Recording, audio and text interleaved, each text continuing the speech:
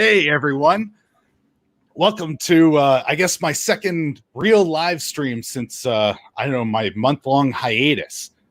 So glad to have everyone in here, and we've got Force of Light and a common idiot or Matt with us. How has your weekend been treating you? Mine's been nice. Yeah, had a fun weekend. Good weekend, good weather. So just Yes. enjoying it, relaxing, and realizing what the weekend's about. Not forgetting that, and just enjoying it. Yeah, I was just going to bring that up. I know you guys in the U.S. are celebrating Memorial Day. We don't quite have that here. Ours is more November 11th for Remembrance Day. Mm-hmm.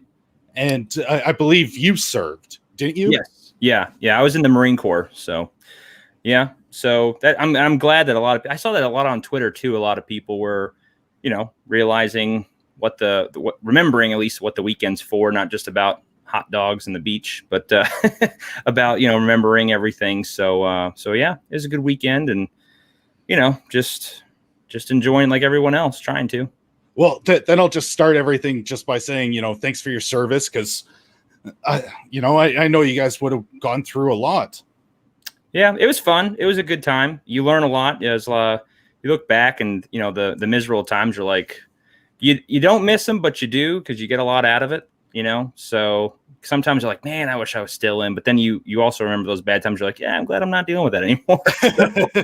But no, it was a good time. It was a good part of my life, and just kind of glad it's I made a lot of good friends about it, a lot of good experiences, and just doing what you do. So it was a good job. It was fun.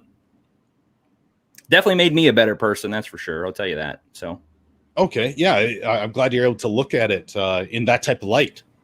Yeah, you got to. Yeah, you can only there's only two ways you could be negative about it or positive. So I take the positives out of it and learn with it. So well, just as we're going to get things going, I'll just say hi to the chat and, thank everyone for being here. We've got Zach 7 and Kaylee D and Marcos and Luke and Mr. Gina and Bobby Wold. I see Michelle in here. Thanks everyone for stopping by. Make sure that you smash that like button and share out the link if you can, because it really does help. And Subhuman just dropped in. Thanks for coming by. Now, I know, okay, this is slightly off topic, but you guys were just talking backstage about seeing A Quiet Place 2. Now, I haven't seen it yet, so don't do any spoilers, but you guys seem to really enjoy that.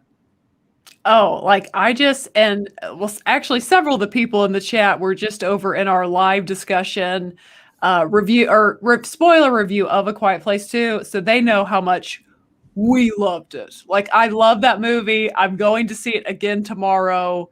Oh, fantastic movie.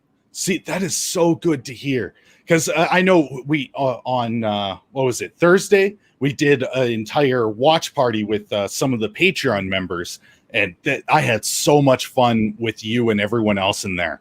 It was a lot of fun. It made me not cry when Lee dies, because we were laughing too much for me to feel that scene. I know. Although I could hear you, get choked up just a little bit. It was Natalie and I actually, there's a moment she was like, I'm going to get choked up. And I was like, well, let me finish it for you. And then I began to get choked up. And we're like, gosh. Yeah, it was a great movie. It like we said earlier, it definitely doesn't feel like a sequel. It doesn't feel like how a lot of sequels feel very forced. Like, okay, let's just, benefit off the very first one. But this is a straight continuation. It looks like it's like they took the movie and just cut it in half, chapter 1, chapter 2. It was definitely very well done, and I was very impressed by it. I kind of was worried, because normally, you know how movies are anymore. You go in the movies, you're like, oh no, what are they going to do with it? But man, it was so well done. So well done. And then it seems like they start trying to tinker with things, because the first one was successful. It's like, oh, okay, so let's add in all these things, and that's going to please everyone. And it ends up being just that much worse than the actual original film. Well, and that's what I said. I think they took everything that worked in the first one, they took to the second one. but yet they changed it enough, the scenery and everything enough that you don't feel like you're watching the same movie, but yet you get the same things you love from the first one. So they just did. I compared it. I walked out of the theater and I said, "That's The Empire Strikes Back," and I mean that in the sense of, it's an amazing sequel. That's what I meant, and that it follows kind of two storylines the way Empire did, which was different from the first one, obviously. And in both cases, that's the way this is, but it's good. It's really good. Okay, now without revealing anything, would you say it's better than the first? The first one is a very intimate, close-knit story about a family, where the second one is more of a bigger adventure. So they're different. I don't know if I can say which one's better. I mean, I guess sometimes it's hard to go against the first one because it's the original, the first time you ever experienced something like this in a theater. But the second one, if you love the first one, you will love the second one. That's what I can say about it. Yeah, and it's hard to answer that question because without the first one and all that character building, they even do more character building on this one and character growth. So without that first one, the second one's not as good. Like I said, it really feels like one giant movie. So I don't even look at it really as two different movies. I look at it to me, it just came across as one movie that they had to cut in half because no one's going to do a Zack Snyder 4-hour movie. And it was really well done though. It was so good, but I can't say it's better. Like I said, it just all feels like one coherent story. So, well, and what shows the good writing in that is because, John Krasinski, he never thought there was going to be a sequel. I mean, that's why he has his character, spoiler alert for the 2018 movie. Yeah. That's why he has his character give his life for his children. And I don't think he ever would have made that move happen in the first movie had he thought he was getting like a trilogy of films. And see, that's what I was, again, not spoilers at all. I didn't know that there was going to be another one after that. Well, and they've not affirmed it, but I mean, the way that ended, you're like, where's part 3? And of course, it's killing it at the box office, so you know it's going to happen. Yeah, well, and I just hope that if they do, it sticks the landing. Yeah, you have to land on it. So yes. Well, and I know that first one, I believe that was his directorial debut, which just goes to show that he's actually got an eye for being able to direct and tell a good story. Yeah, I believe he's been involved in writing some movies, and I know it was rumored a long time ago before they actually made a Ghostbusters 3 that he was trying to write a Ghostbusters 3 story, but that got shot down a long time ago. But I'm pretty sure he's been involved in some movies, at least on the writing end, but this was his first directorial, and it was really good. So I hope he continues. Yes. Oh, absolutely. I'm trying to see how his style would work for Ghostbusters because like he knows how to shoot horror, and that's kind of one of the things that made the original Ghostbusters so good is the way that they shot the film. Like beyond the comedy element, the way they shot it was very horror-esque. Yeah, and his writing style and his comedy, like his behavior on, say, like in The Office, would have fit the Ghostbusters kind of spectrum with that dry humor. It kind of let the joke tell itself versus, some movies today, they have to force the joke onto you and tell you how to laugh. Whereas, some of this humor, it's just the line, how they say it, and as dry as they say it is funny in itself. So, well, that's the one thing I wasn't sure could ever be replicated, just because there was so much that those guys ad-libbed, but they did it in such a natural way. Like they worked to set up each other for the joke rather than trying to be the star of it. And it ended up making the entire movie and joke telling spectacular. Yeah, and that was the thing too. They would ad-lib a lot, but then they would ad-lib or they would do this scene, and then after they'd say, well, what if I said this? And then the Reitman would just say, yeah, sure, let's put it in and see how it goes. But they had great chemistry though. All three of those guys worked in Saturday Night Live and all kinds of things. So they were really well done. And no, Ghostbusters 2016, they had like a loose script, and then they were just like, just do what you want. And that's why those jokes were just. Well, have you ever seen some of the deleted scenes? Because they had a lot more, but they took out some really funny moments just because it didn't quite fit properly. Yep. I wish they did that in 2016, but then they wouldn't. Oh my God. So well, like Zach 7 said, I don't think Ghostbusters 2016 used writers. No. Not to. I think I can throw this out there, Yeti. We don't have to go there if you don't want. But are you guys excited for the new Ghostbusters? Because I feel a little. I'm not sure how I feel about this new Ghostbusters. I don't know. I straight up don't know. That's I'm me. excited personally. But I'm a huge Ghostbusters fan. I always have been. If you can't tell in the back there, I got a bunch of Ghostbuster crap. I love Ghostbusters. So the original trailer, I was really excited for, just because I kind of want to see how they might hand this off to another generation or how they're going to finish the story. Because a lot of this there's a lot of Easter eggs in the trailer where it's tying to the original Zool and that main bad guy from the first one. So I want to see how they do it. I'm excited to see it. Can they definitely screw it up? Sure. But it's Reitman, the original director's son, doing it. Yes. So he has the respect for the characters and the franchise. Now that newest trailer that came out with the little baby marshmallow men. Yeah. I don't know how I feel about that, but there's a lot of things going on that's going to be touching on the original movie. Like I said, those I don't know what they were actually called, but those like big devil dogs that were in there. Oh, yes. Okay. Yes. Those are supposed to be coming back. Like I said, this is all leading back to Gozer and that Zool character and all those main. So it'll be interesting to see how they pull it off and how they interpret it. But I'm being open-minded about it just because of who's directing it and who wrote it.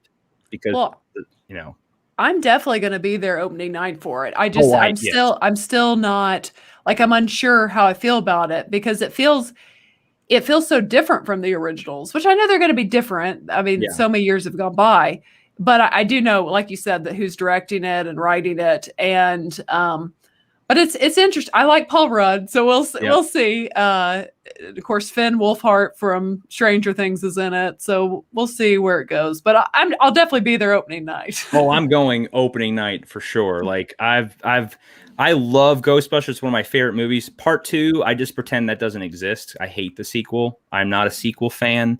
I don't like Part 2, so I just pretend it doesn't exist. So, and I think they're not even really mentioning the sequel. If you saw the trailer, the way they they didn't really mention anything from the sequel. So hope they don't, but we'll see. So I saw that Ecto one in the trailer and I was like, oh my God, it's so cool. Like I love that freaking car. Oh yeah. I know. I really want it to be good. I really do. I'm just so hesitant after the 2016 just travesty. Well, 2016 is another great example of them just using an IP to do something else. Like it's a Ghostbusters, but they wanted it was completely different, and there was no respect to the original movie, and they should have just did their own thing. But I don't know, they wouldn't have. I was gonna say they wouldn't have made money that way, but they didn't anyway. So isn't that kind of the story with all or most of the Hollywood properties these days? It's like they want to get in and take over a franchise to put forward some type of narrative, because there's no way it would get greenlit on its own. And that just ends up making everyone who actually saw it or was a fan of the original just pissed off, because it's nothing like what you expected. It's nothing like what you cherished. There's no real, love for what came previous. Yeah, well, and Natalie and I actually were talking about that movie this weekend, because I was saying too, that movie didn't take anything serious. It was just totally goofy. It didn't feel at all like a Ghostbuster movie from the original Ghostbusters. And it's like, had they got someone like this new movie, had they put a woman in the group, I don't think anyone would have cared if it would have felt like the original movie. But what they did, they made all of them women, and beyond that, it doesn't even feel like it's in the same universe as the original movie. So they just kind of slapped Ghostbusters on and did their own thing. Well, yeah, they tried to use the whole, sexism card because the movie failed and flopped, and it had nothing to do with women. I mean, in the cartoon, Janine, the secretary, they actually made her a Ghostbuster. No, and there's a lot of adults that loved that cartoon as a kid. No one has a problem with female Ghostbusters.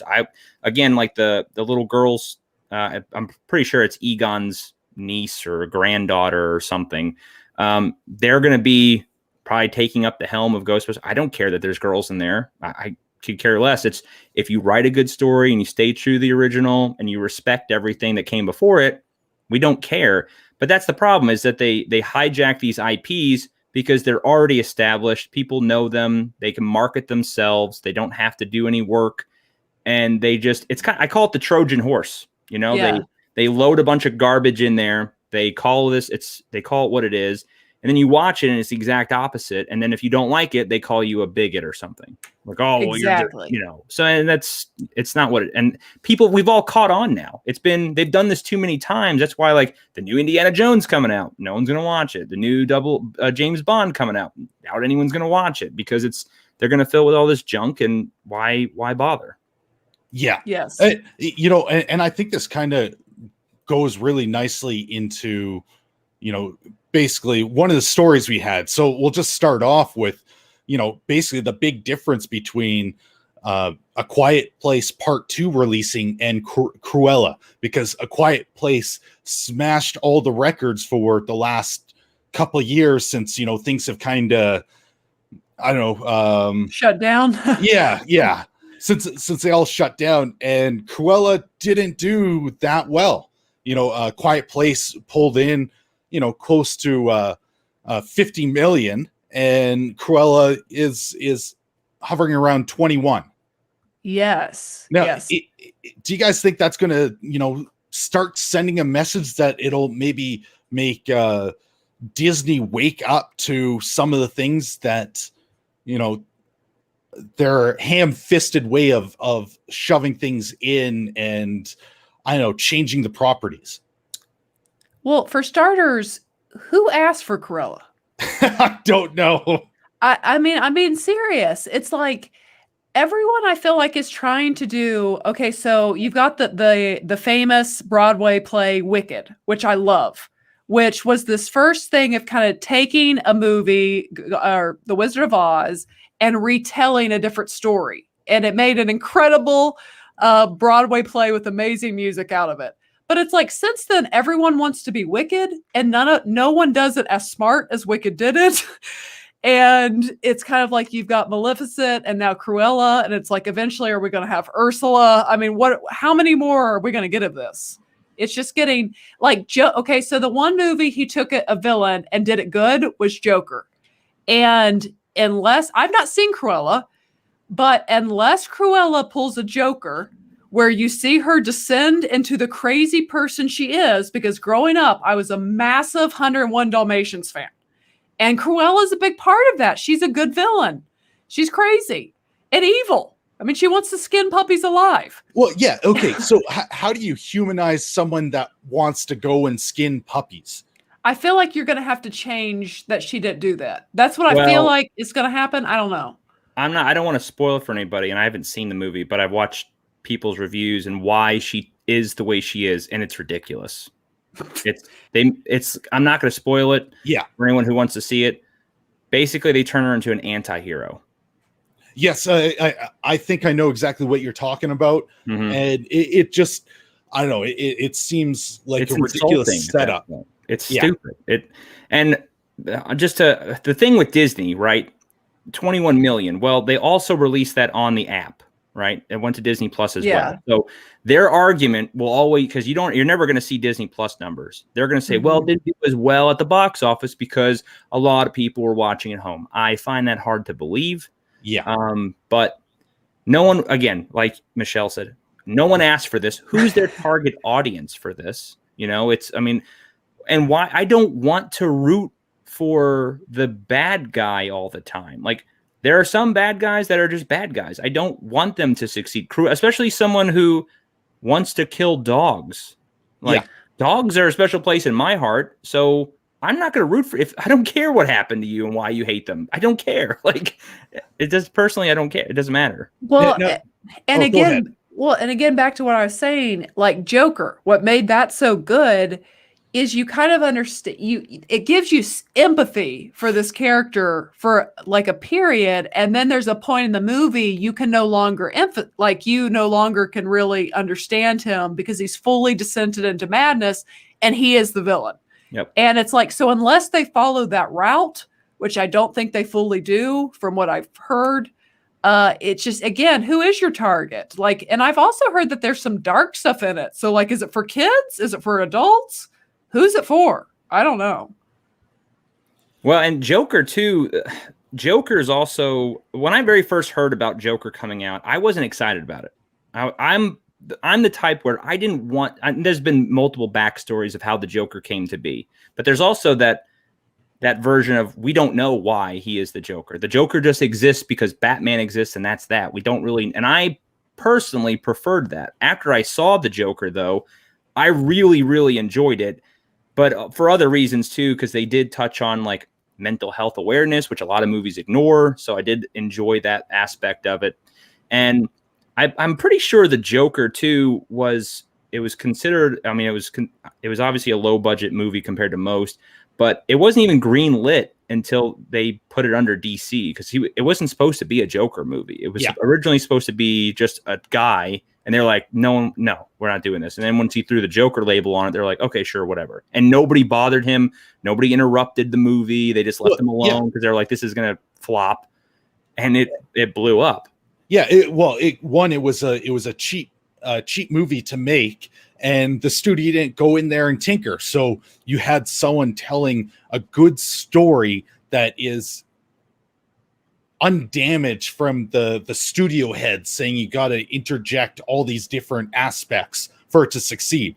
Well, he tells a good story, and guess what? People loved it. They ate it up. Yeah. Now, you were saying at one point that sometimes you really don't think or don't want to know the backstory or see the villain humanized. That's one thing I might disagree on, just because I think it can add to the depth of the character. It just has to be done well. That doesn't change how evil someone is, but there's usually something that sparks them to becoming that, deranged villain, and seeing how that happens, I think can be very interesting. It just often it totally fails, and Hollywood totally fails because they try to, turn them into the hero rather than the villain that they originally were. Well, and the problem with Cruella is if you know Disney's little check boxes now for movies, right? Like movies, we can't make women the bad guy anymore unless there's a woman hero defeating the woman.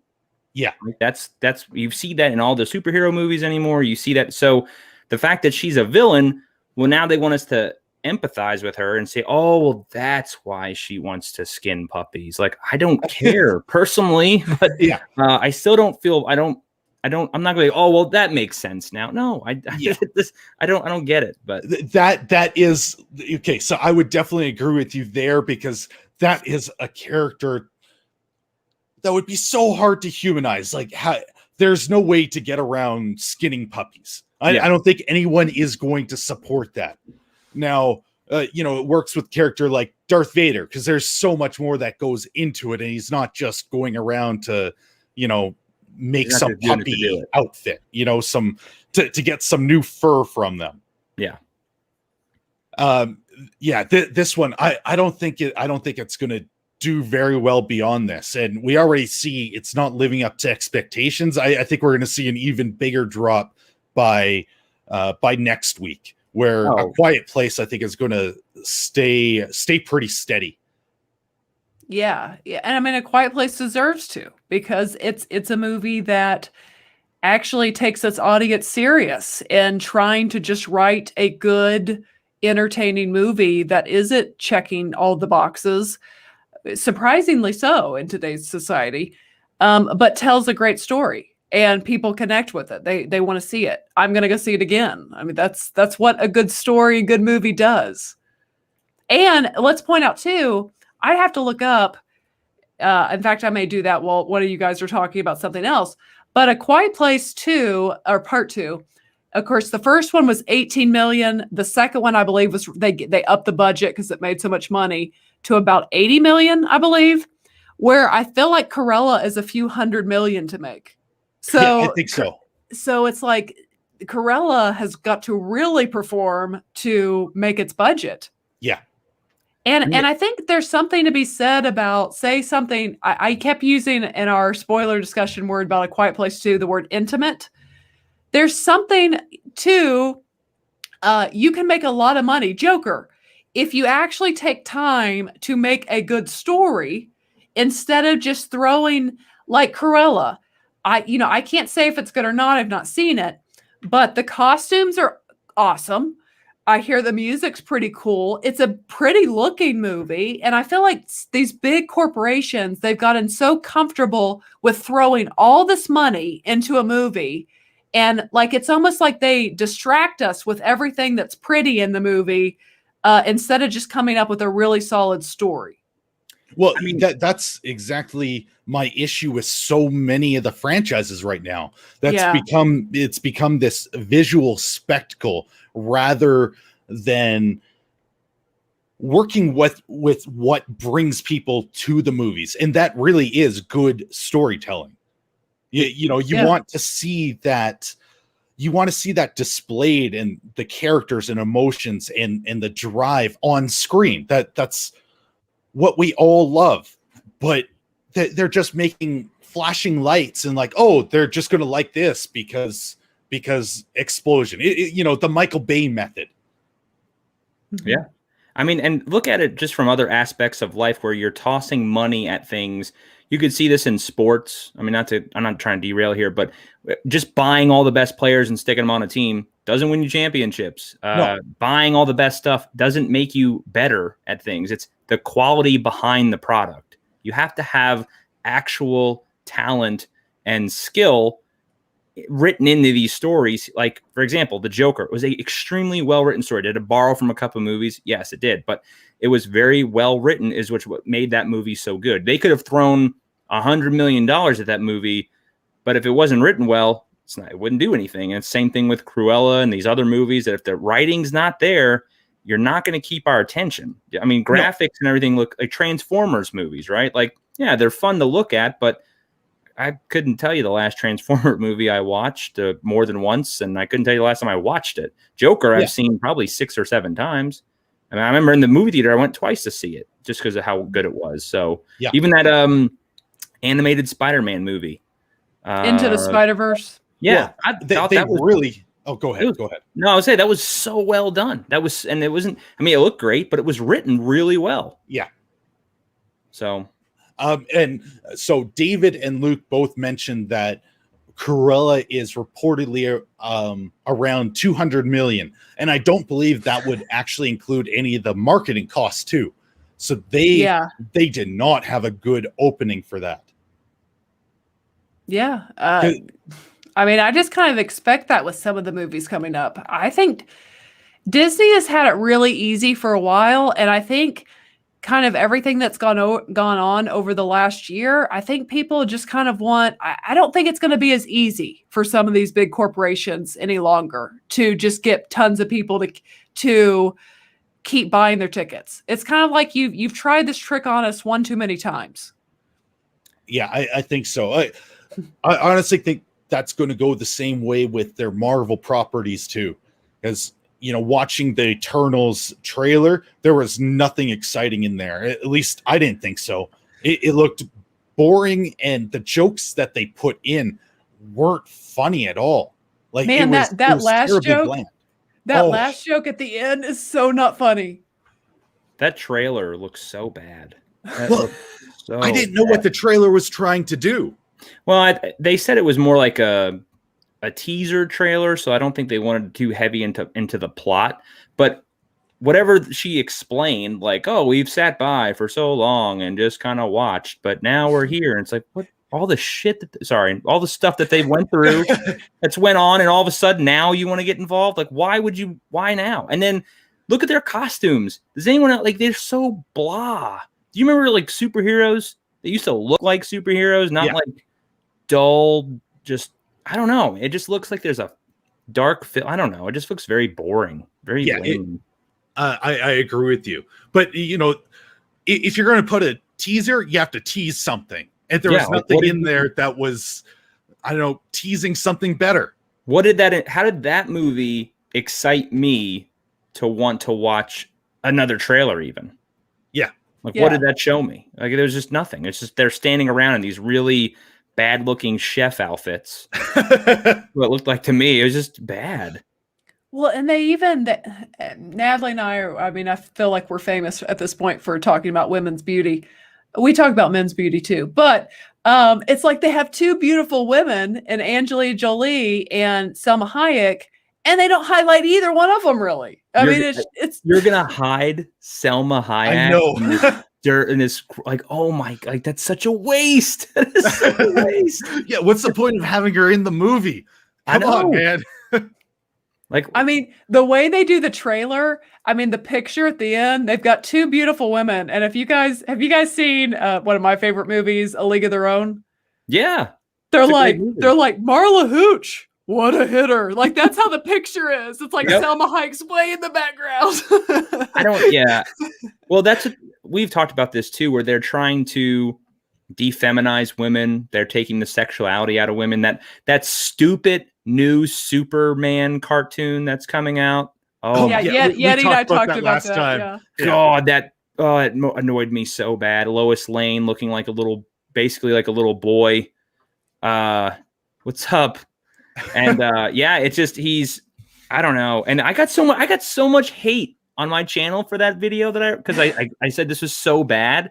Everyone's like, how can you judge it by now? Look, if I see a turd on the floor, it smells like a turd, it looks like a turd, I'm not going to try it and then judge that it's a turd. Like, I know it's a turd already. I don't need to eat it to figure it out. I don't know. It might be a chocolate bar. Yeah, no, it's nope, it's definitely not, for sure.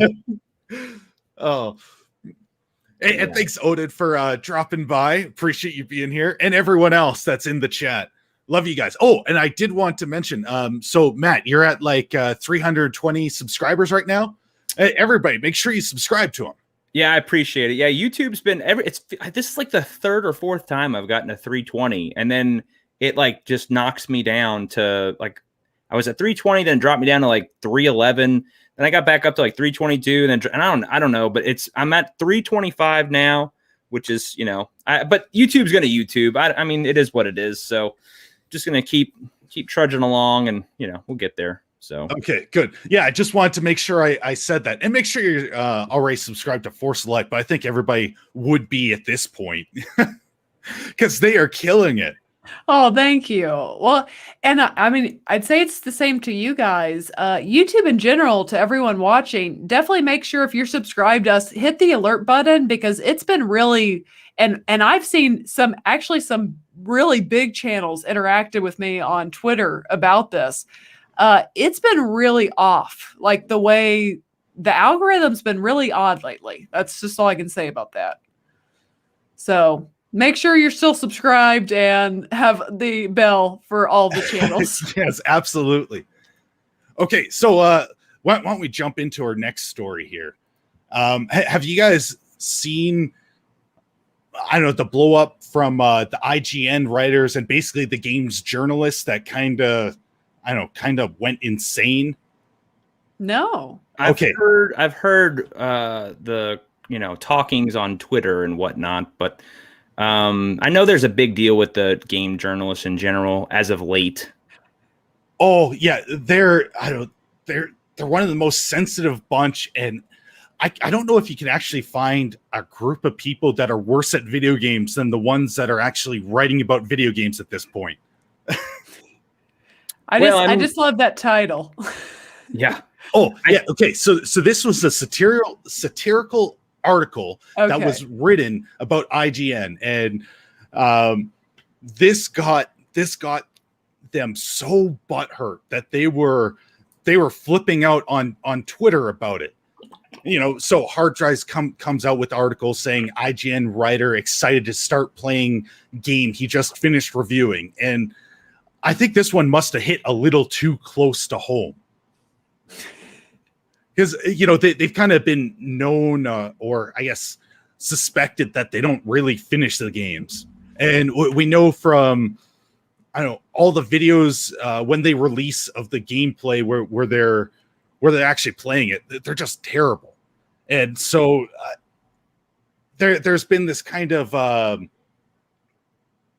rumor or idea that they really don't finish it, especially in the reviews, or they'll completely miss sections that were important to the game and kind of complain about it in the review. So it's clear that they didn't get through the thing.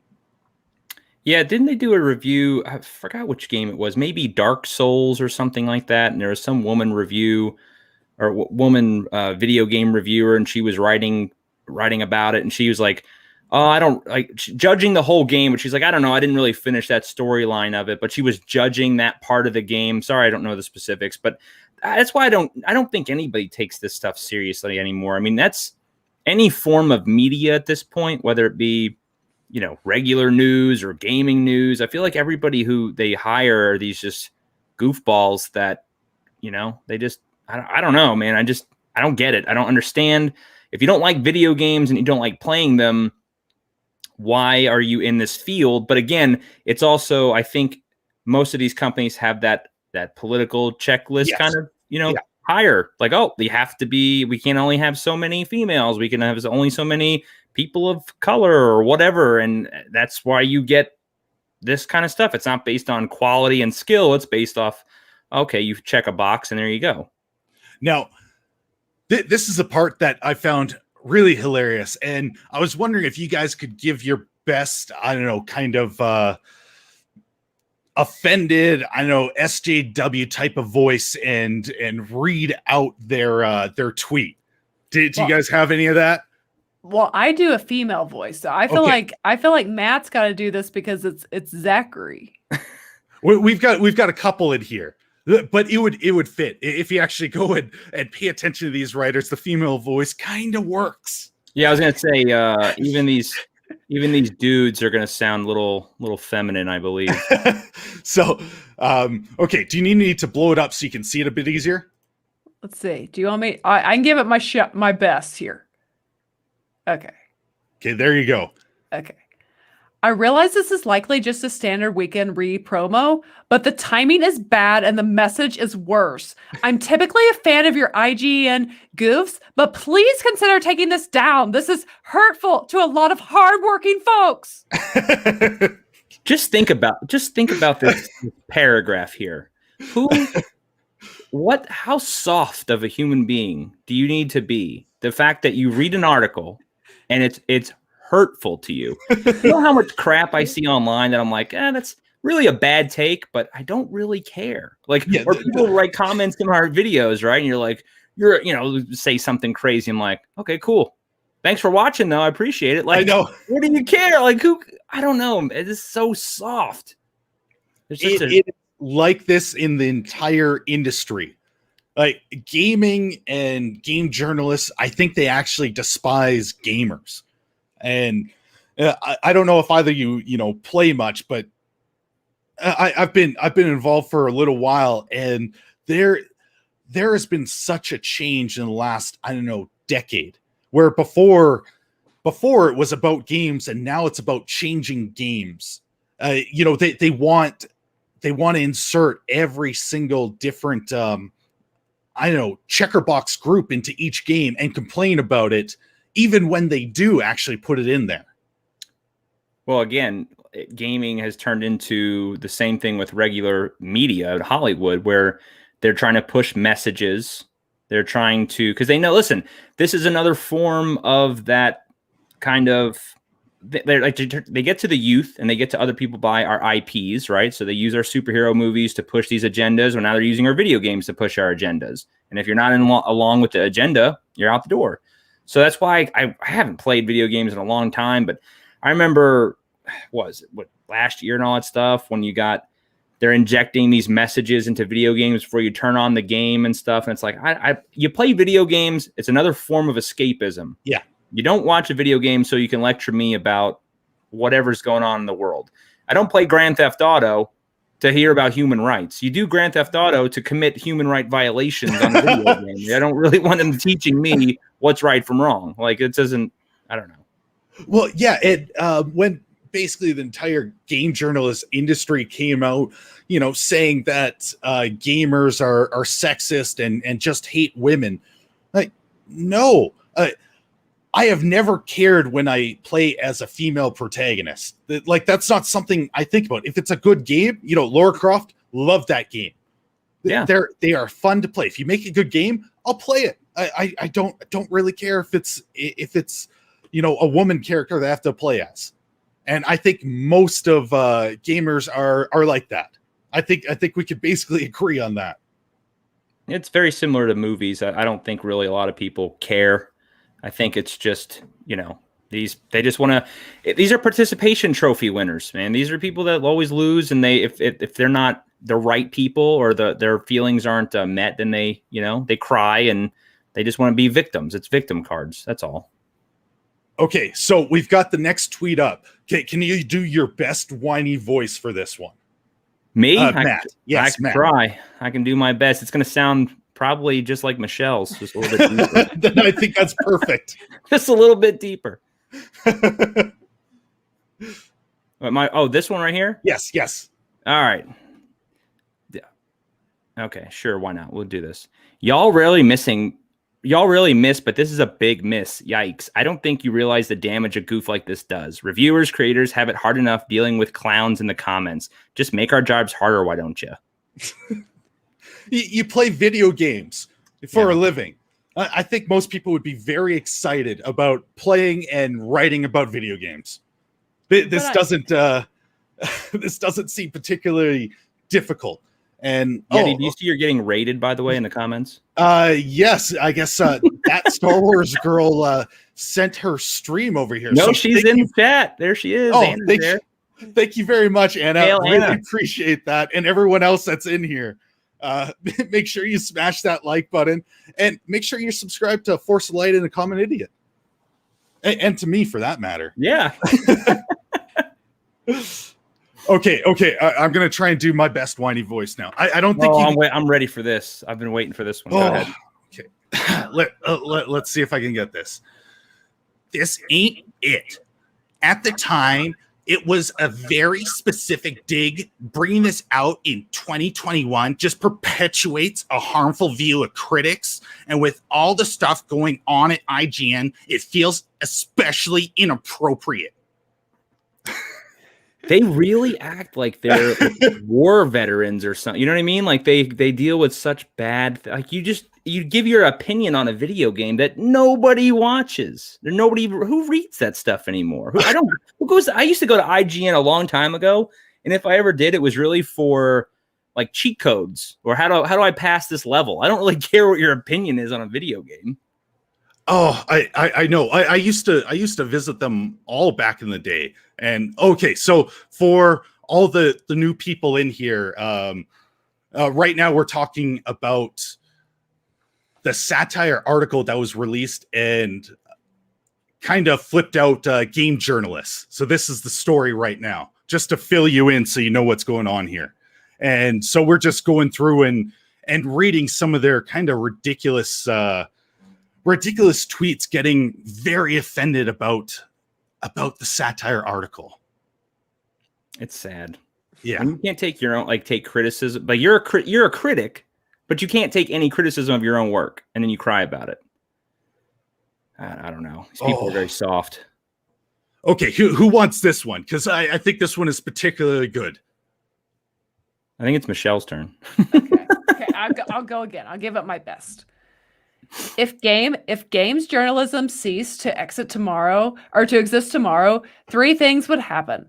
The number of new studios would fall. The number of paid influencer campaigns would rise. The cost of making games would increase due to needing a significantly larger ad spend. That one wasn't as whiny as the other one. I got to get a better one than that. How does any of those points even make sense to anybody with a I logical don't brain? know. I honestly don't know, because I think if games journalism just kind of ceased to exist, everyone would be a little bit happier. You know what? Like when I want to see about a video game, you know what I do? I watch somebody play it on YouTube. That's what Yeah. I watch it on YouTube. I'm like, okay, I might play this or not. I don't go to these websites and read this stuff. I don't care what these people think. Well, Well, what's funny too, because of the original satire that started this, did it hit too close to home? Like, do they actually play the video game? I don't think they do. And I think that's shown in many of the reviews. So previously, I know Zach 7 brought up, what was it? Cyberpunk 2077. There was things in the game that they totally glossed over just to put out their review, and people called them out on it. And, they got very pissy over that. Well, and they were saying that too, because they're like, they're on a tight deadline because they have to have the review out so quickly, because otherwise, once the game's released, if you don't, or, they're not going to watch their review or read their review fairly after, because then they'll have the game, or they're trying to beat their competitor because the first review out will get the most views versus the other, journalist or whatever the hell you want to call them. But so, and that's the case. Like, that's not our fault. That's your fault. That's your business. Get out of the business. And again, if you can't take criticism, what are you writing a critique for? You shouldn't be doing it. Oh, absolutely. And you know what? I just want to thank Anna again for sending all these people here. Thanks a lot for being in here. It's everything just started to shoot up. So if you're still listening, you're more than welcome to join the panel too. Thank you everybody for joining. And where was I going with this? Just Eddie, where are you going in your brain? I know. I was just, I see the chat flying now. Like, okay, I can't even follow. I don't know how the big people do it. Like, okay, I can't see what anybody's saying, but if the games journal is just like basically left, everyone would be much, much happier. There'd be less divisiveness. We wouldn't have to worry about all these different, articles about how terrible gamers are. We'd probably be in a much better place. And like you were saying, you go to YouTube to see if you end up liking a game. And I think that's one of the things that makes them even angrier, because they're kind of being left out. Like, nobody's really paying attention to what they do anymore. And they've kind of done that to themselves. Well, and I mean, beyond that, think about whether it's movies. I don't care what these big critics from these magazines and things say. I don't ever read those. I watch my favorite YouTubers, and I see, because I'm just genuinely curious about what they thought. And that's because a lot of times I'm probably going to feel more the way they felt over the critic. And I say that to say, I imagine it's the exact same with video games. Well, and it's a big deal too with even bigger media like news and stuff, is that's why they hate YouTube so much, is that, anybody can pick up a mic and give you a review, or you can change how you do things. And none of these legacy companies have really adjusted to how they do anything. Well, times are changing where any of us can become reviewers. Any of us can get our own audience, and we can tell your opinions. And, when these people and their opinions are going so far off the chain that no one cares to listen to their opinion anymore, that's their own fault. So. Okay. So I guess I'm up for this one. Okay. Go for it, Yeti. This is in poor taste and bad timing. I know this is supposed to be funny, but it's not right now. Game journalists deal with so much hate/harassment, and this just, is that supposed to be perpetuate? Okay. Yeah, I think it is. Propagates this and the stereotype of game journalists don't play games. They are paid off. Maybe they are. Well, I think that's what everybody's kind of been saying, just from the way that they all talk. Well, and too, like everyone else is saying too in the chat, and what Michelle said, like, I don't care what Rotten Tomatoes says for a movie. I don't care Exactly. if they could put 100%. If the movie looks like trash, I'm not going to go see it. It's just my opinion.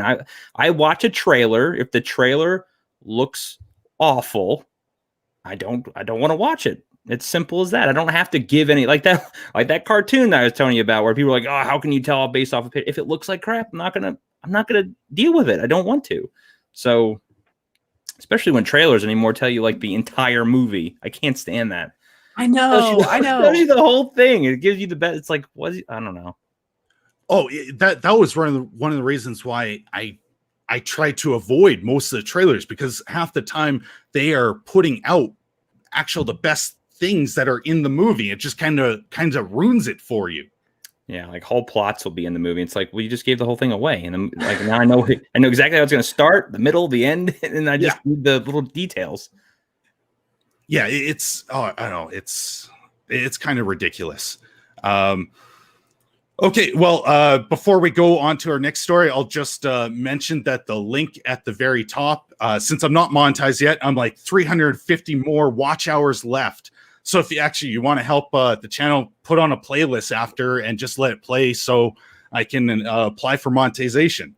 But there's the workaround, and that's the link at the top. If you want to send a super chat that way, you go through there, and then I can read it off on my end.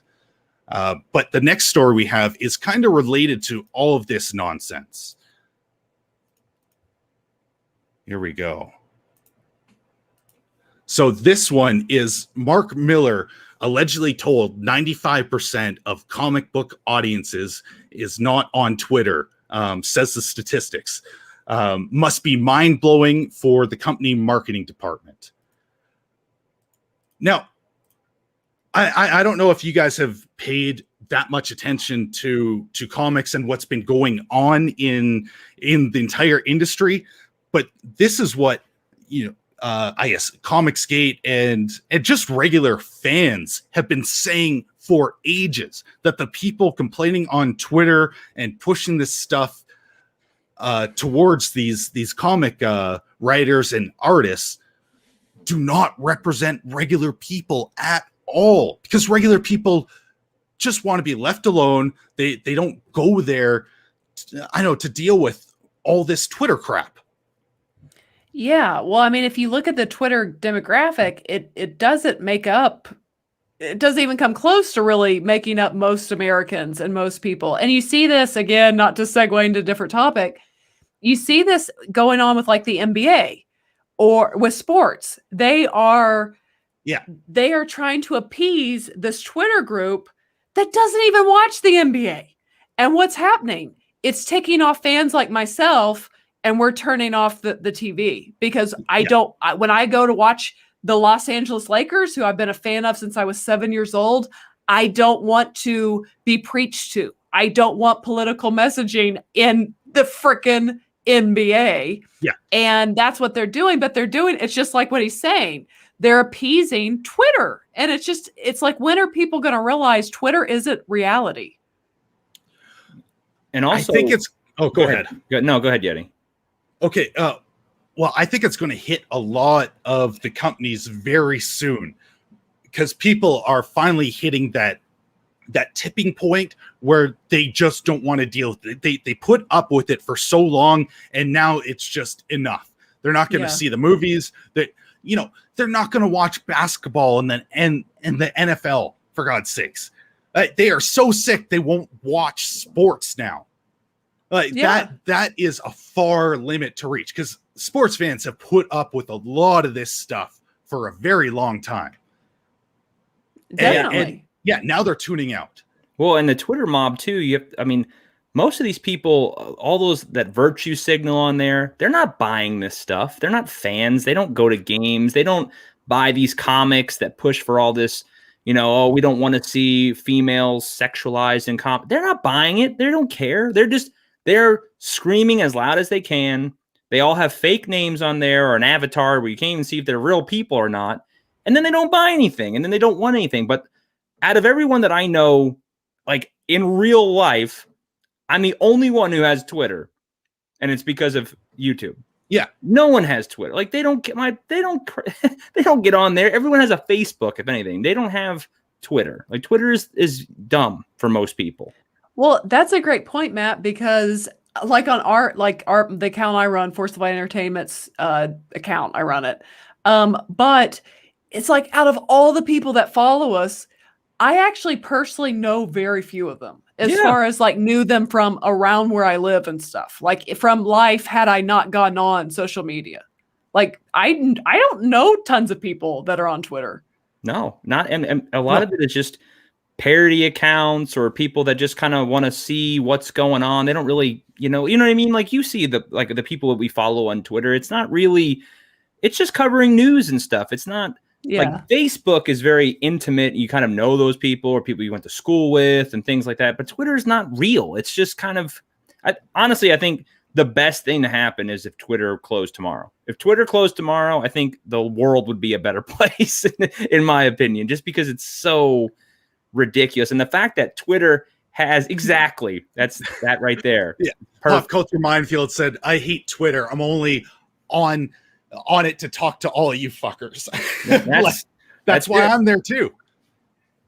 But yeah, it's Twitter is not a good representation of anything. And the fact that anybody thought that Twitter is really, that's an issue. The fact, if you think Twitter is like represents any type of mass amount of people, they're very high mistaken or out of the loop or I don't know what, but this is the exact reason why the comic industry is just imploding, because they've been listening to the people on Twitter. And so, sorry, Michelle, go ahead.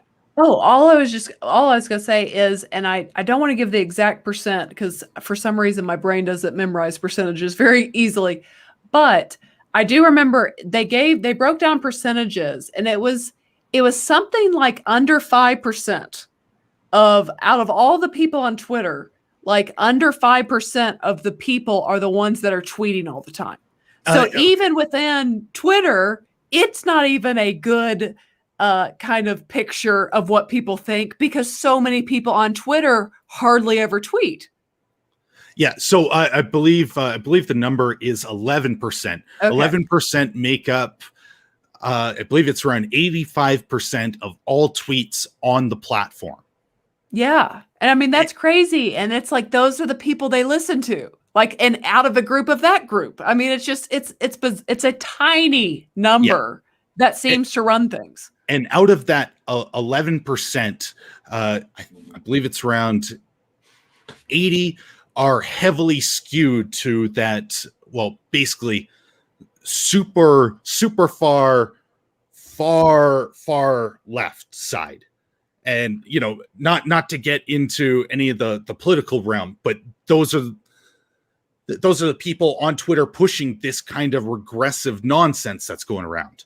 Yeah. And go ahead. I'm sorry.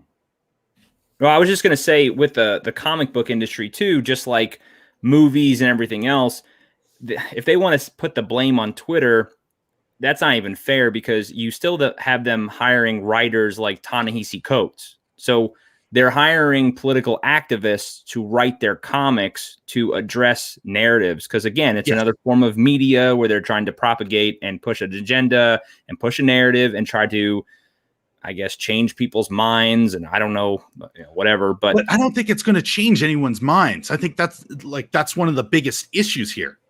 Yeah. Well, I mean, again, it depends on who you are, Yeti. I mean, we tend to have some common sense in our head. There's a lot of people who don't and are not very bright. I'm not being mean, but there's just not. And they think that, what Ta-Nehisi Coates and the kind of crap he spews is correct. They think that, being like our country is a bad country. And it's, we are like, they also think capitalism is bad. There's a lot, so it's a form of propaganda. And if you how they used to advertise back in the day cigarettes, they'd slide it into comics or comics and TV shows and all that. I figured they're drilling it into our heads from every angle of media. If you look at it, this form of Marxism in a sense, and telling us that our country's bad and that, everyone's an ist or everyone's a phobe and we need to change our way of thinking. And, I mean, I figure if you keep nailing them over the head over and over and over again. Some will bite the, take the bait, but most of us won't. I think we all have brains in our heads. So yeah. And so the other issue here is marketing people are some of the I guess most of the ones in that group heading up these companies. They're all in the same circle talking to each other, and it's perpetuating the same type of ads. So you see marketing departments skewing basically the data they get from social media and bringing it towards the CEOs. Like, this is where the trends are going. This is what young people like. And if we don't do this, we're going to lose everything. Yeah. And then look at the training, like Reimagine Tomorrow that came out, and Coca-Cola did that same kind of training, and they got caught, and all these companies are getting caught doing that stuff, so it's not just in marketing. It seems like it's across the board, Yeah. Well, and it goes back to, as far as with comics, it goes back to what I was saying about A Quiet Place 2 earlier. When you take the time to write a good story that is just concerned with writing a good story, you see the return and investment that they are now getting for A Quiet Place 2. Oh, absolutely. And like this stuff is even going on to cereal boxes now, like Soul Assassin just mentioned. That's where we are. You can't escape this stuff even on your cereal. Well, I mean, again, you're seeing it. They're trying to hit you from every single direction with it, and they're trying to. You see that critical race theory stuff being pushed to like little kids in school. I'm talking even elementary schools, So it's insane. It's insanity. But that's, if you affect the media and these major corporations across every facet that we do, a lot of people don't like to be the black sheep, So if everyone's doing it, you don't want to be. Normally, a lot of people don't like to be the odd man out. They want to go with the program. Personally, I don't care. I don't. It doesn't matter to me. I'm going to think how I think, and that's it. But a lot of people aren't like that. They want to be with the crowd. And the ones that actually did stand up, like Ethan Van Sciver, have done exceptionally well, going off and like saying no to this nonsense, putting out their own Indiegogo campaigns that are doing 6 figures. Because he just wants to put out a good comic with a good story with good art. Make things fun, and people will come to support you. Absolutely. I'm pretty sure that he's outselling most of the major companies at this point, because year after year. The comic book industry, I mean, it's like going under, basically, from what I've understood. Yeah. I mean, it just keeps getting worse and worse. And I mean, some of that is, in fairness, some of that is probably kids are reading less, I would say. But see, I don't know about that. Well, I mean, I'm just trying to throw out a thing for them, possibly, and maybe that's not the case, but the bottom line is what we see in everything is that if you keep pushing things and everything, eventually it wears on people. Yeah. Like, I think that's what is more of the case, because if people weren't reading, you wouldn't have, EVS putting out 6-figure Indiegogo campaigns. People want to buy and read them. Look at manga. Manga still is just destroying it right now. And that's here. That's not even overseas. That's here. People are wanting to buy it. So the fact that there is an audience that's still, I mean, nothing's really changed. Kids are still into comics. Kids are still into this stuff. Because they learn from their parents, and they, it's just, you just like those things. But if you're being pushed this message, there's some people that are just going to reject it, and they want something different, because you get tired of the same old thing over and over again. Yeah. Exactly. Oh man, I just forgot the point. Yes, that's what it was. Since you brought up manga.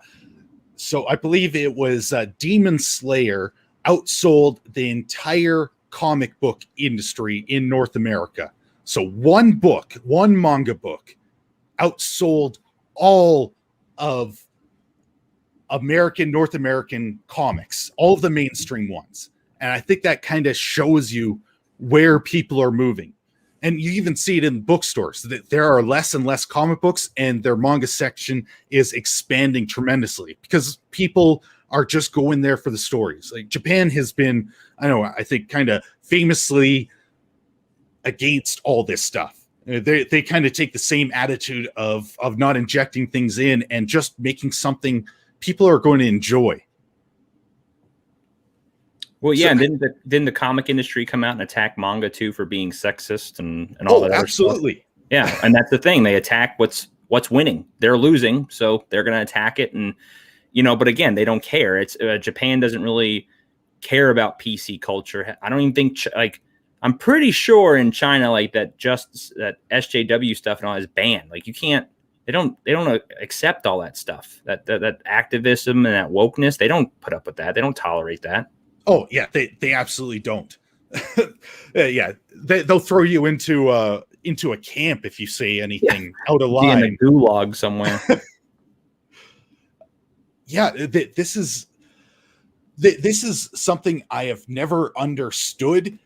Like, okay, so you see all the success and all the customers fleeing, but instead of turning around and just treating customers with respect and giving them what they want, they double down on their own opinion and push it even harder.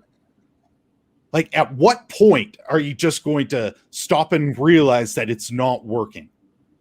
How many more comic books is Marvel going to put out where they're talking around and having coffee?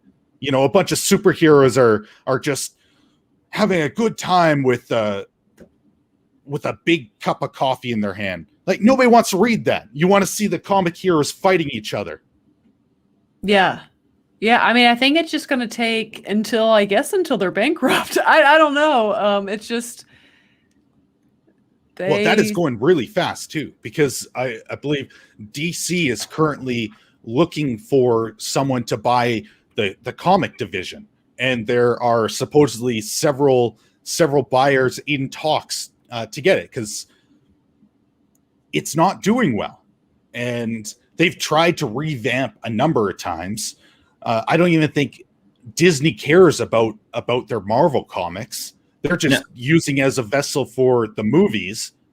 But I think they're closer to actually. Oh, what's the word? I don't know, sending it out to other companies to do. Basically licensing the characters. I'm pretty sure Kevin Feige openly just said that he doesn't like comic books and how that happen, like how that doesn't affect their movies and their storytelling, which just tells you what we all knew all along. They don't really care. They're not going to stay true to their characters. They're again using them as like that Trojan horse to push their ideas and their ideology. I mean, they have tons of backstories they can use to push really great movies, and they're not using any of it. So they're not going to. Oh, I think it's basically only going to end when they're all out of jobs.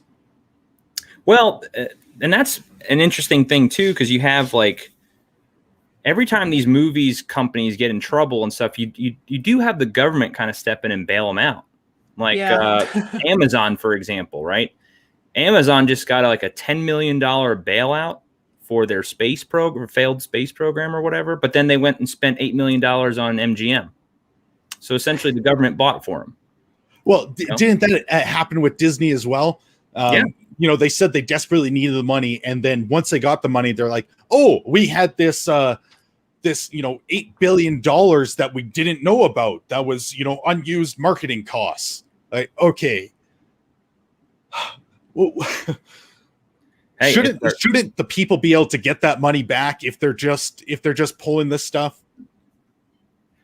You would think our tax dollars aren't going to pay for this, but it seems that way. And I would eventually assume that the government's going to stop, but I don't know. I guess just stop watching it. I guess we'll find out if we keep ignoring it enough. Well, that's why I wonder if they would end up just getting another bailout Because if people stop watching, which is happening, are they just going to say, oh, we have to get this, so the government's going to step in and give more money to them, one more time?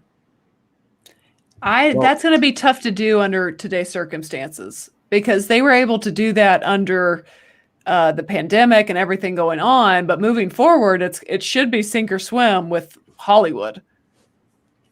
Hollywood or the big companies, Disney, all that. I mean, you're a business. Learn how to survive, or you've got a business. Well, and here's the thing, movies like A Quiet Place 2 are showing there are consumers out there that will go and support you. Oh, definitely. Definitely. Well, I mean, again, look at A Quiet Place 2 versus Cruella right now. And Cruella is like the first big kid movie or family friendly movie there's been in a long time. Yeah, I think we've all screamed to the top of our lungs, like, we want to give you our money. We want to go back to the movies. We want to see good stories. Especially now, I mean, we're all dying for it, because it's been so long since we've had just good quality stories. But, I don't know if it's not on that agenda or whatever, or they strike lightning with something and then they want to milk it for as much money as they can, like the Joker. Now they're going to do a sequel to the Joker when it first originally wasn't going to have one. So, is it going to be as good? Who knows? Depends. But I don't know. Originality's dead. You have it every now and then, but it is. And I want to address, thank you, Ro, for your comment on my camera. And I think he's right when he says society won't ignore movies. It's embedded in our DNA, woke or not woke. I think he's totally right on people go and watch the movies. I think people will go see probably Eternals for the most part and give it a chance and see. Where I believe they can get into trouble, though, is if they keep pushing their ideas down people's throats and people begin to truly reject it. Are you now just getting their one purchase for a movie ticket instead of the 10 the kid went to see Endgame or whatever it is? Yeah. That's where you can, like Cruella, when they've got these $200 million budgets before marketing, they've got to get tons of people in the theater and some people in the theater multiple times. So that's where it can kind of, I think, possibly, begin to hit, because I think you're right. For the most part, we enjoy going to see movies. We like to give it a chance because we want to be entertained and see if we like it. It's just, will you keep getting then that second and third purchase of a ticket from the people? Well, and I honestly don't think people are going to stick around for this type of stuff in movies. There are always going to be movies because someone will wise up and just put out something that doesn't have it. Godzilla versus Kong, I think is a good example. That everybody went out to see that because it was a fun product. And that's where a company like Marvel, I think you would have maybe 3 movies where people will stop. So if Eternals is terrible, you'll have a couple more chances to win them back because they did have a very good track record for a very long time. But I think they're losing people with the shows like WandaVision and Falcon and the Winter Soldier. Yeah, they need a hit. They need Loki to be a hit. Yeah, to kind of get some excitement. They have to do that. And then you're going to have a lot of fanboys who are on the first kind of phase of Marvel jump onto the second phase thinking it's going to be just as good. But I have a feeling that storytelling isn't going to hold up to what it did. Yeah. And it's going to take a while. It's going to take a couple movies, I think, but it's going to start to fall off. Because like you said, the movies they have slated, Ironheart, like, I don't think who wants to see that? I don't think anybody. I don't think anybody is calling for that. Yeah. Well, I think the comic did really bad too, didn't it? Did really bad. And then that new Thor, where Natalie Portman is. Oh my God! To turn into Thor. Yeah.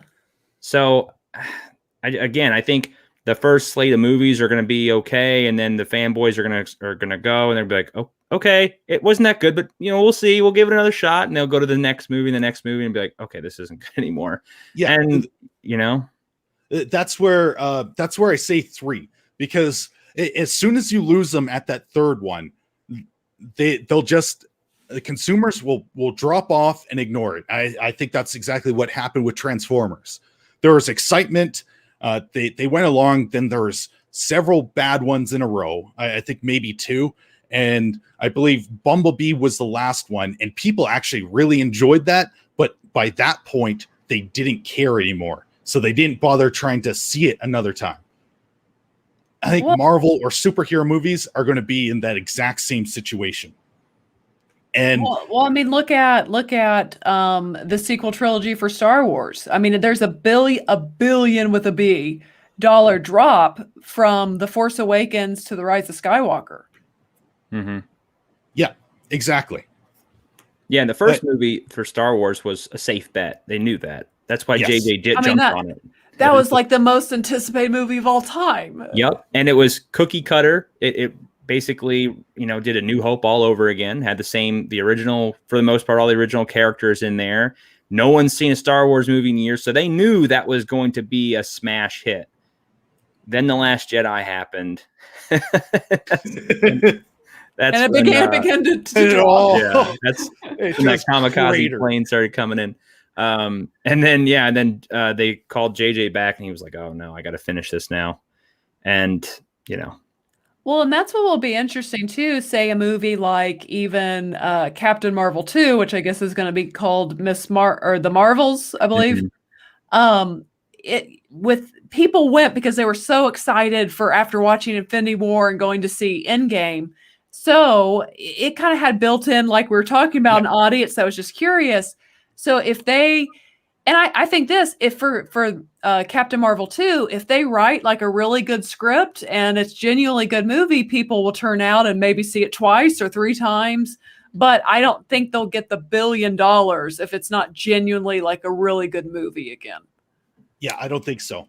Well, the problem that I think they have right now is that they don't have like that first phase. People loved Robert Downey Jr. They loved Chris Hemsworth. Like they don't have that going. Like they have to like reestablish that again with these characters because Brie Larson is Brie Larson. I mean, that it is what it is. She's basically a board when it comes. Hey, to Natalie and I were talking. I feel like she does her best work in the Nissan commercial. Like she looks her best, and she does pretty good at it. Oh yeah, that's bad. I think they're going to realize that very fast that people really don't like her. Like she is horribly unlikable on screen, and kind of even as a person. I mean, honestly, when you hear her give a speech or on YouTube, it's just everything seems kind of fake or very fake. Yeah, well, because it's kind of that forced checks. Like she's always got her forced check marks to appease to the Twitter crowd and things like that. Like if she'd ever just stopped doing that, she would probably begin to get people would mind her. I don't know. I think it would take a very long time in order to end up getting that, especially with her. You'd have to spend, I don't know, a decade reimagining your entire image. Yeah, it's true. It's true.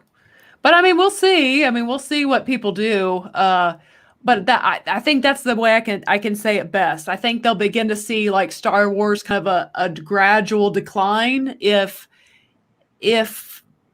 they don't begin to write really good stories. And because I don't know about you guys, but I can kind of say it's like, say Netflix did Jupiter Ascending, and there's like I'm kind of comic booked out a little bit. So if it's not really good, it's not going to draw me in at this point. And I feel like there's a lot of people who feel that way because to make $1 billion, you're getting a lot of regular people into these movies. By regular, I mean they don't keep up with any of this stuff. They just go like it's a big movie. the normies. Yeah, the normies. Yes. And I agree with you. I'm personally a little comic booked out, and I have no interest in the characters they have moving forward right now. Like I have no personal investment in them, like I don't really care about Captain Marvel. Well, and because it's like in this phase, we're not even getting, say, their version of, I think people will probably get excited again when they get back to the X-Men, whenever we get to see what they're going to do with X-Men. And then say maybe the Fantastic Four. So it's like this phase is kind of with a lot of characters, like you said, that no one really cares that much about, where it probably the characters people are excited to see, like Wolverine and all those, they're coming later down the road. Yeah, and I don't think they're going to be labeled as the X-Men anymore. I mean, that's gonna annoy a lot of people too. What if they do what Deadpool literally makes a joke and says X people or X? That's pretty funny. Well, and also the rumor is the new Deadpool movie is not going to be R. That's what they're saying. I think that's just asking for an absolute disaster. Yeah. But I kind of thought this ended up tying in just with all the movie talk. So Netflix is releasing Sandman, and this is the picture of the cast that they put out, and they are doubling down on this. Like, everybody has their pronoun listed. Who is going to be excited by seeing this? What, maybe the Twitter crowd, 1% of the 1% of the 1%, a very small fraction. And this is what they're going with. It just shows you the importance, right? That they're trying to portray. Like, I don't care what they call themselves. No, it doesn't matter to me. I just listen, just be the clown that you need to be on screen, perform, do a good job, take your money and go away. I don't really care. Like, whatever you do in your personal life, whatever you want to be called, doesn't matter to me. It doesn't affect the normal person like you and I, and we don't care. The fact that they're portraying this stuff just shows that these are the people that, that fart in a jar and they smell it to make themselves feel better. Like, that's what these people are. And it's really odd. It's a cult kind of thing, Oh, it is definitely, it's turned into a religion. I think they've got tenets. They've got their own original sin now, and if you end up breaking those rules, you get excommunicated, and there's no way for you to come back if you break any of their rules, which are constantly changing anyways, just to keep you basically on your toes, so you always have to, bow down to them. Yeah, it's you're exactly right. They just have to play with these rules that they've created. And what's unfortunate, well, actually, it's usually pretty telling of probably the way the writing's going to go. But if it was a great story, you've kind of thrown people off by forcing that for no reason. Because who introduces themselves as, hello, I'm Michelle Smith, and I identify as a she/her? Like, who does that in real life? Only Twitter. That's exactly. It's just Twitter. Again, back to what the whole what we started with, of just appeasing a small group of people and kind of ignoring the larger reality of the world. Oh, yeah, and you could just use your eyes to tell. Like, I know you are a woman by looking at you. That is the easiest thing to do. Yeah. Well, see, that's where you're wrong now, Yeti. You can't assume that anymore in 2021. Just gotta have that, you gotta have a name tag that says all this information. Did I just cancel myself there? Not with us, no. Well, and some of the other issues with this series is so they've gone and changed the characters. They've race swapped multiple characters.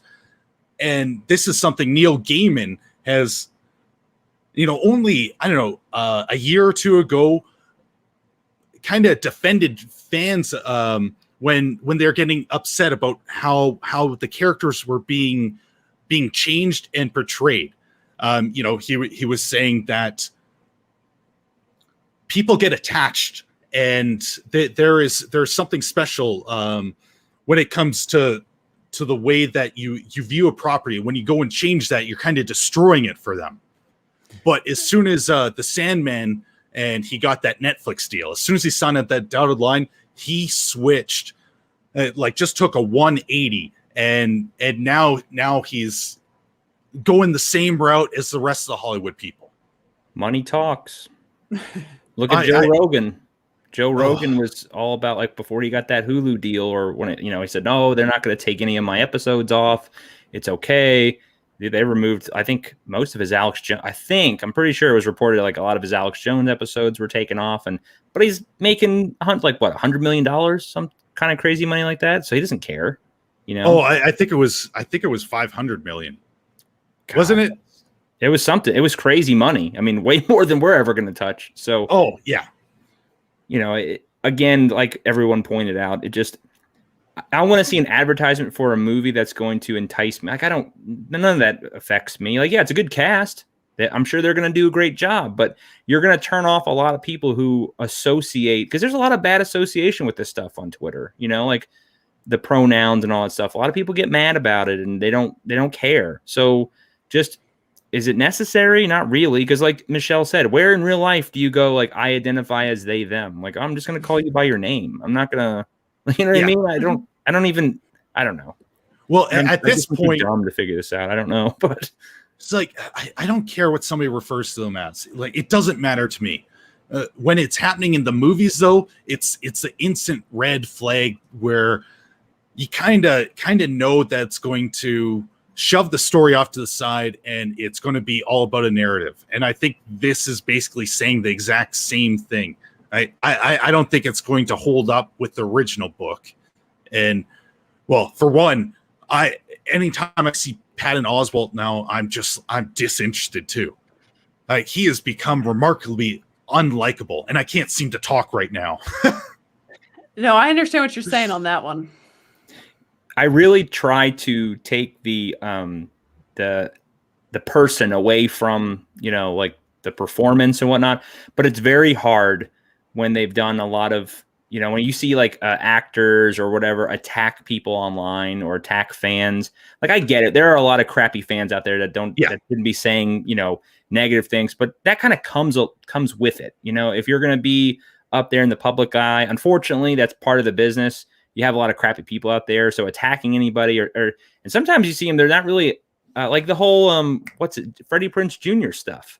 Oh, you know? yes. Yeah. Where he, you know, now that guy was kind of being a douche and he shouldn't have really, you know, judged him too hard about his, like, whatever, you know, but it is what it is. But to attack a fan like that and get really defensive, it just really, it makes it hard for you to support anything like that. It's like, why do I want to even be involved with that person and even watch their product? So no, I miss the time when you didn't know the politics of an actor.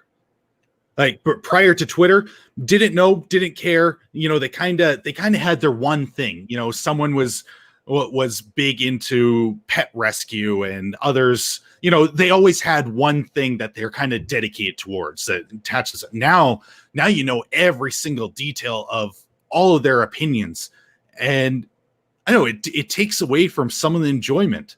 Like when you see them acting and treating others that disagree with, I don't know, such disdain, it's hard to support them. Well, and I think that's the difference, because I would say this. I think obviously actors are entitled to express their political beliefs as much as anyone else. I really don't care if they express their political beliefs. What I do care about is if someone like Gina Carano expresses them and it doesn't fit in with your narrative, then that's a problem for them. Or I also, like a Patton Oswalt, I don't care if they support their person all day long, but don't like attack and name call the other side of half the country. That's not a wise move. Like, you can support like what you believe in, who you're supporting, without feeling like you've demeaned a whole other section of people. Exactly. And isn't that kind of the issue, the massive double standard? Yeah, definitely. Well, I think a lot of them double down because they know that's the Hollywood way. You know, they double down on that because it's like, well, yeah, a lot of fans might hate me, but I'm gonna get that next role in that movie because I've doubled down and I'm on this team. It's essentially teams at this point. And like Michelle said, I don't care if an actor is a extreme leftist or I don't care. It has nothing to do. But when you become a bad person or there's double standards or you're demeaning other people or saying, well, if you believe this, you're automatically in this group. No, that's not. I miss when we didn't care about that and could just, you know, regardless, still talk to each other. Like, do you remember just having conversations with people you disagree with and leave still friends? Yeah. Oh, I know. That seems to be long gone. Well, again, everyone does that. It's that team mindset, it's like there is no, like, even when you do have any type of discourse with anybody, I feel like they're just waiting for you to stop talking so they can respond. They're not really listening to you. No. They already have their points lined up. They're just waiting to spit it back in your face. And it's like, well, it's kind of pointless, at that point. But and when it comes to things, like Gina Carano, she didn't say anything that was actually bad. no, but the media and the other celebrities jumped on it and twisted it into this, horrifying person that's out to murder babies. It was ridiculous what they did to her. Well, that was propaganda, Oh yeah.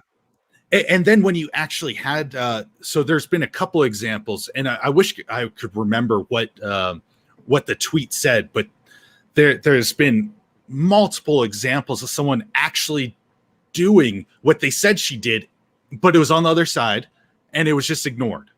Oh yeah, I mean, yeah, that's what bothers people, the double standard. Like either you believe in their right to freedom of speech or you don't.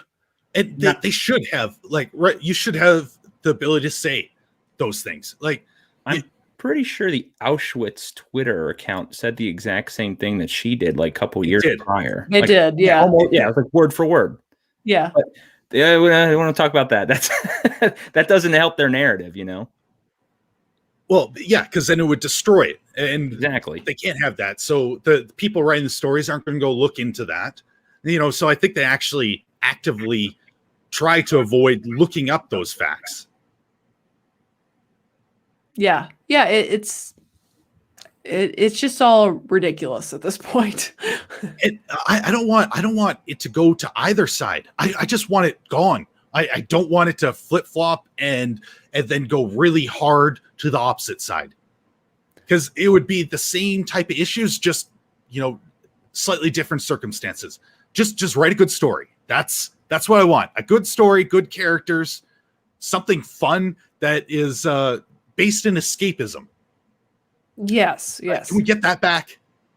And I think most people that are the anti-SJW stuff, for the most part, are live, let live kind of people. Yeah, definitely.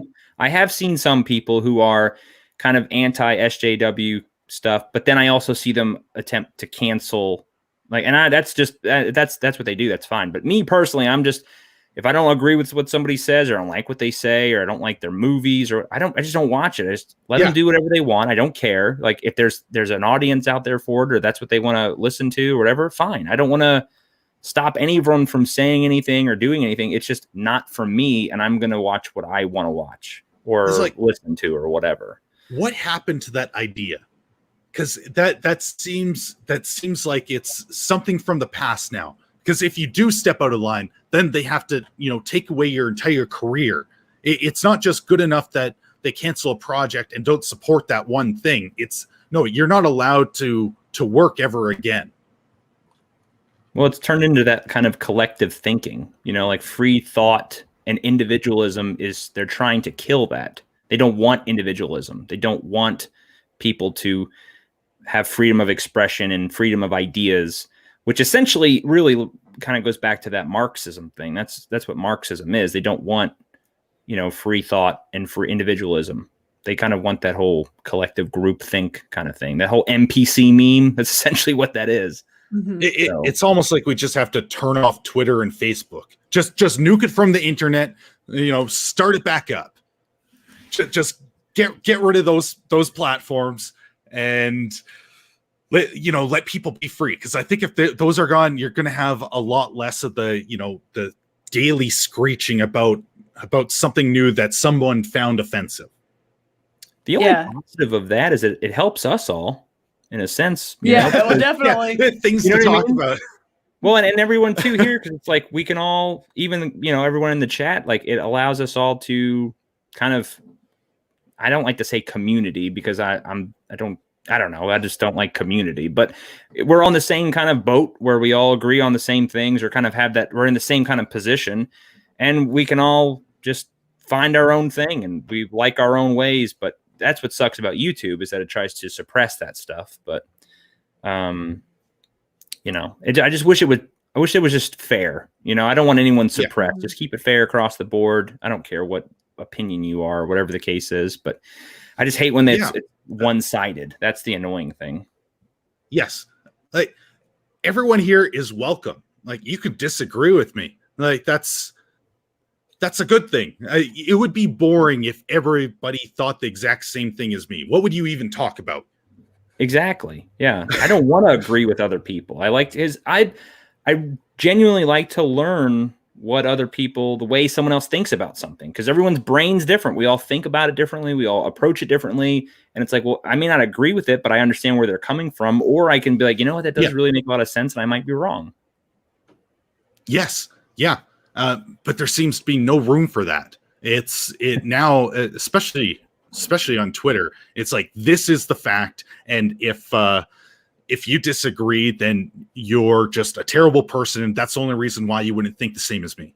Not, okay, maybe I got to go look at some of the things that were here. Let me re-examine all these facts and see if I come to a different conclusion after I go through it. Yeah, well, I mean, you've seen this through history so many times where if you don't agree, you're a witch and you're strung up and burned, or, you've just seen it throughout history. You can go all the way back and trace things like this happening. Well, even Amazon is starting to remove different books now. Yeah. It's digital book burning is what it is. Yeah. It is. Yeah. When has that ever gone over well? At what point has that gone over well? Because I can't think of one. And yet you already see they've convinced X amount of idiots, and I'm just going to call them what they are. They're idiots that that needed to be gone. Yeah. It's like, no, if that's the case, let them exist, because it gives people everyone should have a decision in it. I don't need Papa Government or somebody telling me what I should and shouldn't read. I want it all on the table, and I can look at it and go, this is trash. Yeah. I don't want to be censored or nope, just read this book. This is what you need. No, I don't need that. Yeah, exactly. You see it on YouTube too. Like, Michelle, your one comment on your review of Army of the Dead, and that one guy trolling. It's like, I get it too. Be like, how dare you not like this movie? It's like, yeah, it's my opinion. Exactly. It's okay to be different. Like, if this movie was made for you, or this show or whatever, great, enjoy it. I love it, but I don't. And here's why. And if you don't like it, then cool. But you being called, they'll call you names because you don't agree with something, or I don't understand how people blindly follow things, That's why so much of the contrary pieces of writing or books were required reading, so that you could end up going in there and basically challenging challenging the way you think and dissecting it to see why it was wrong. You don't take it out and say it's wrong, because then things are going to grow in that darkness. People aren't going to find out why it was bad in the first place. If you take it away, or say censor, delete people, well, then they're no longer on an open platform in order to discuss with others and, come to a conclusion that, oh yeah, maybe this wasn't a good idea in the first place. You create more extremism. Yes. Yeah. You actively create more, because then you're just pushing them off some other site where you can't see it, and they just start talking to each other and just start basically agreeing and reaffirming those beliefs in the first place. Yeah. Yeah. It's wild. Who knows what's going to happen. I think Hollywood and these movies are going to get worse before they get better. Unfortunately, I think they have to keep bombing and just losing money because at the end of the day, money is really the root of it all. And we don't have to, and I'm not telling anyone to not watch anything. It's going to do it on its own. These movies are going to be bad enough to where they just don't do well. I mean, if two people watch the movie, it's not gonna, they have to do it on their own. And Cruella, it's not going to make its money back. I guarantee it. Yeah. I don't think so. I don't think that drove subscribers to Disney Plus, Oh, Definitely not. Yeah. So yeah, we've been talking for as hour and 45 minutes now. And I think it's just about time to wrap things up. So just want to thank you guys both for being here, and thank you Anna for sending her stream, and everybody that came in subscribed. Make sure you are subscribed to both Matt and Force of Light. I hate saying a common idiot because when it's directed right at you, and like it feels wrong. It's satire. It's okay. It's the purpose behind it. So, but make sure you are subscribed to their channels and subscribe to mine. Also, if you want to support the channel, there's always Patreon. And last Thursday had this roast with other Patreon supporters, and Michelle from Force Light joined us, and it was an absolute blast. So if you want to join in some of those, just become a Patreon member, and you can jump in and talk with us and just kind of to roast the movies along with us. There's also the Teespring store. And is there anything you guys want to have going on this week? Any videos you want to plug? I do want to plug. I want everyone to go watch A Quiet Place 2, Part 2, and then watch our review of it. But even if you haven't seen it, like the first 6 minutes or so is non-spoiler, and we tell you when we're about to get into spoilers. So go check that out. Yeah, make sure you do that. What about you? I plan on actually doing a review as well, just because the movie was that good. And I'm going to start doing probably, I don't know about weekly, but at least two movies a month of just reviews on either older movies, could be just movies from the 90s or that aren't as familiar, just to kind of expose them. I feel like media is so bad. Maybe it'll remind someone about the movie and just kind of, just give some light to there. But I just do, normal commentary movies as the news unfolds. I'll give you my opinion. I try to stay away from the bad stuff, but man, it's hard. It's always something stupid going on. But that's why I want to do movie reviews and just kind of bring some positivity and do some good movie reviews. I know. Yeah, I know. I've got to get working on my next roast really badly. I'm excited to see. Any ideas you got going? I've got a good idea. Yeah, go ahead. Why don't you do Army of the Dead? Oh, that's actually what I was thinking. That would be. You have so much material to work with. Oh, I mean, just that opening scene alone. That was actually another movie we did a watch party for. That was the very first one I did, and when watching it and just roasting it live with the other members, like, okay, this one is just ready to be absolutely roasted in one of my regular videos. So yeah, I think I got to get on that one. It would be absolutely perfect. You need to do it. It would be great. Yeah, for sure. Okay. Oh, I'm picking up some feedback, I think. I don't know. I'm hearing something in the back. Anyways. No, I hear it too. Yeah. I don't know what it is. It froze for a second, and then I don't know.